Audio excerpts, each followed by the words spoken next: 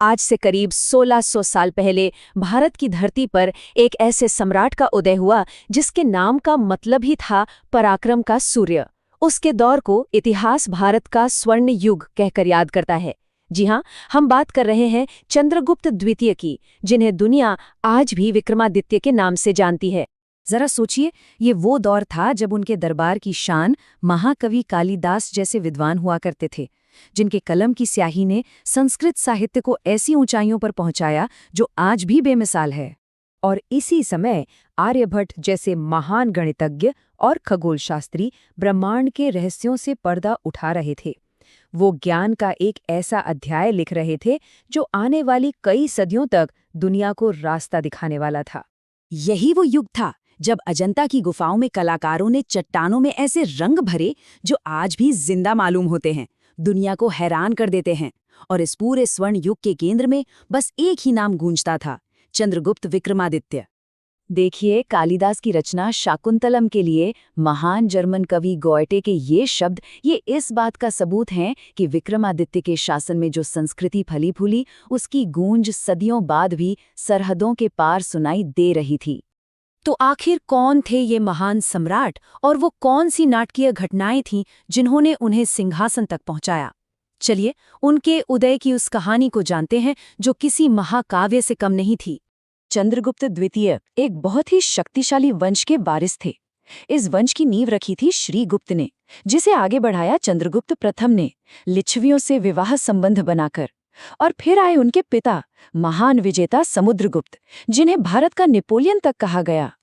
लेकिन यहीं पर कहानी में एक दिलचस्प मोड़ आता है। समुद्रगुप्त जैसे अपराज्य योद्धा के बाद आखिर सिंहासन पर कौन बैठा? इतिहास का ये पन्ना अपने अंदर एक विवाद और एक हैरत अंगेज कहानी को छुपाए हुए है। विशाखदत्त के नाटक देवी चंद्रगुप्तम की माने तो समुद्रगुप्त के बाद उनके बड़े बेटे रामगुप्त राजा बने, लेकिन वो एक बेहद कमजोर और डरपोक शासक थे। जब एक शक राजा ने हमला किया तो रामगुप्त ने अपनी ही पत्नी रानी ध्रुव देवी को दुश्मन को सौंपने का कायरता भरा सौदा कर लिया।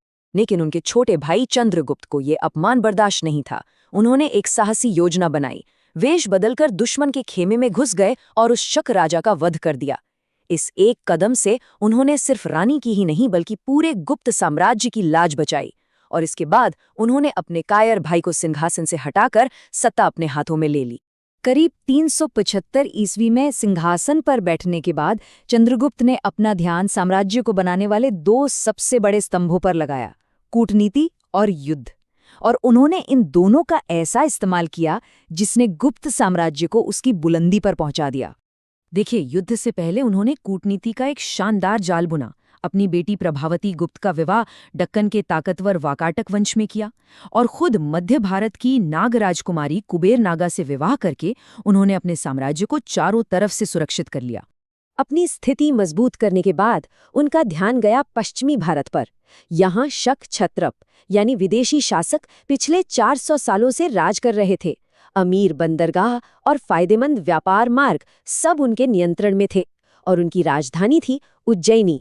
तो लगभग 395 ईस्वी में चंद्रगुप्त ने अपना सबसे बड़ा सैन्य अभियान छेड़ दिया।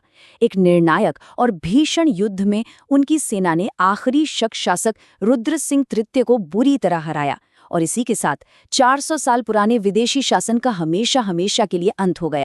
इस ऐतिहासिक जीत के बाद उन्होंने एक ऐसी उपाधि धारण की जो इतिहास में अमर हो गई, शकारी, जिसका मतलब था शकों का विनाश करने वाला। ये उपाधि उनकी उस महानतम सैन्य उपलब्धि का प्रतीक बन गई जिसने भारत भूमि को विदेशी शासन से मुक्त कराया था। ये सिर्फ एक जीत नहीं थी, इसने तो साम्राज्य का नक्शा ही बदल कर रख दिया। अब गुप्त साम्राज्य की सीमाएं सीधे अरब सागर तक पहुंच चुकी थी। भड़ोच और सोपारा जैसे दौलतमंद बंदरगाह उनके कब्जे में थे, जिससे रोमन साम्राज्य के साथ व्यापार के नए रास्ते खुल गए और उज्जैनी साम्राज्य की दूसरी भव्य राजधानी बन गई। युद्ध के मैदान से दूर अब उज्जैनी में विक्रमादित्य ने एक ऐसा दरबार सजाया जो ज्ञान और कला का सबसे बड़ा केंद्र बन गया। ये एक ऐसा माहौल था जिसे सम्राट ने खुद सींचा था और यहीं से स्वर्ण युग की असली चमक निकली। ऐसा कहा जाता है कि उनके दरबार में 9 असाधारण बुद्धिजीवी थे जिन्हें नवरत्न यानी 9 रत्न कहा जाता था। ये सभी अपने अपने क्षेत्र के माहिर थे और इन्हीं सब ने मिलकर उस युग को स्वर्ण युग बनाया था। इन रत्नों में जो सबसे ज्यादा चमकते थे वो थे कालिदास, संस्कृत कविता और नाटक के शहंशाह। उनकी रचनाएं जैसे अभिज्ञान शाकुंतलम और मेघदूतम आज भी दुनिया के साहित्य की सबसे कीमती धरोहरों में से हैं। फिर थे वराहमिहिर, एक ऐसे महान विद्वान जिन्होंने खगोल विज्ञान, वास्तुकला और मौसम विज्ञान जैसे विषयों पर बृहद संहिता जैसा विश्वकोश ही लिख डाला। और अमर सिंह को कैसे भूल सकते हैं, जिनका संस्कृत का शब्दकोश अमरकोश आज भी विद्वानों के लिए एक बुनियादी ग्रंथ है। यह सब उनके दरबार की बौद्धिक ताकत को दिखाता है। लेकिन ये सब बातें सिर्फ दरबारी तारीफें नहीं थीं। उस समय भारत आए चीनी बौद्ध भिक्षु फाहियान हमें एक बाहरी नजरिया देते हैं। उन्होंने लिखा कि लोग खुशहाल हैं, राजा बिना सिर काटे या कठोर शारीरिक दंड दिए शासन करता है, अपराधियों पर सिर्फ जुर्माना लगाया जाता है। फाहियान आगे ये भी बताते हैं कि यहाँ के निवासी अमीर और समृद्ध हैं और भलाई और नेकी के कामों में एक दूसरे से होड़ करते हैं। ये बातें गुप्त साम्राज्य के उच्च जीवन स्तर और नैतिक माहौल की गवाही देती हैं। तो आखिर इस युग को स्वर्ण युग कहा ही क्यों जाता है? इसका जवाब हमें मिलता है उस दौर की कला, वास्तुकला और उन वैज्ञानिक खोजों में जो अपने समय से सदियों आगे थीं। इसी दौर में पहली बार पत्थर के स्थायी मंदिर बनाने की वास्तुकला का जन्म हुआ, जैसे देवगढ़ का शानदार दशावतार मंदिर। साथ ही मूर्तिकला भी अपने शिखर पर थी।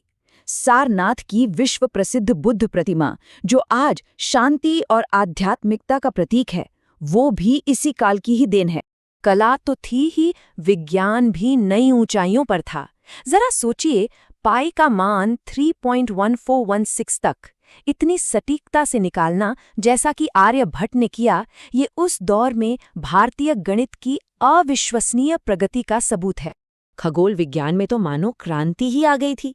आर्यभट्ट ने ये सिद्धांत दिया कि पृथ्वी अपनी ही धुरी पर घूमती है, और उन्होंने सूर्य और चंद्र ग्रहण की वैज्ञानिक वजह बताई। ये एक ऐसी सोच थी जो यूरोपीय विज्ञान से कई 100 साल आगे थी। चलिए अब बात करते हैं चंद्रगुप्त की उस अमर विरासत की, जो इतिहास की किताबों से निकलकर विज्ञान और लोक कथाओं में आज भी हमारे बीच जिंदा है। दिल्ली में खड़ा प्रसिद्ध लौह स्तंभ गुप्त काल की धातु कला का एक जीता जागता चमत्कार है। ये स्तंभ 1600 से ज्यादा सालों से खुले आसमान के नीचे खड़ा है और आज तक इस पर जंग नहीं लगा। ये आज भी वैज्ञानिकों के लिए एक पहेली जैसा है। तो आखिर इसके पीछे का विज्ञान क्या है? असल में इस लोहे में फास्फोरस की मात्रा सामान्य से ज्यादा है। इसे बनाते समय सतह पर एक पतली सुरक्षात्मक परत छोड़ी गई थी, और फिर सदियों के मौसम ने इस पर एक ऐसी अदृश्य फिल्म बना दी है जो इसे गहरे जंग से बचाती है। ये गुप्त काल के कारीगरों के अविश्वसनीय हुनर को दिखाता है। धीरे धीरे समय के साथ इतिहास के सम्राट चंद्रगुप्त द्वितीय लोक कथाओं के आदर्श राजा विक्रमादित्य बन गए। उनका नाम ही न्याय, ज्ञान और वीरता का दूसरा नाम बन गया, जैसा कि हम विक्रम और बेताल की कहानियों में सुनते हैं। तो अगर हम संक्षेप में देखें तो उनके शासन ने एक स्वर्ण युग के सारे पैमानों को पूरा किया। सैन्य जीत थी, आर्थिक समृद्धि थी, कला अपने चरम पर थी, विज्ञान में तरक्की हो रही थी और एक न्यायपूर्ण शासन था। इन सब ने मिलकर भारत के इतिहास का एक सबसे सुनहरा पन्ना लिखा। तो अंत में ये सवाल हमारे सामने खड़ा होता है कि एक सम्राट की असली विरासत आखिर होती क्या है? वो विशाल साम्राज्य जो उसने बनाया, वो महान कला जिसे उसने जन्म दिया, या फिर वो कहानियां जो साम्राज्य के मिट जाने के सदियों बाद भी लोगों की जुबान पर जिंदा रहती हैं?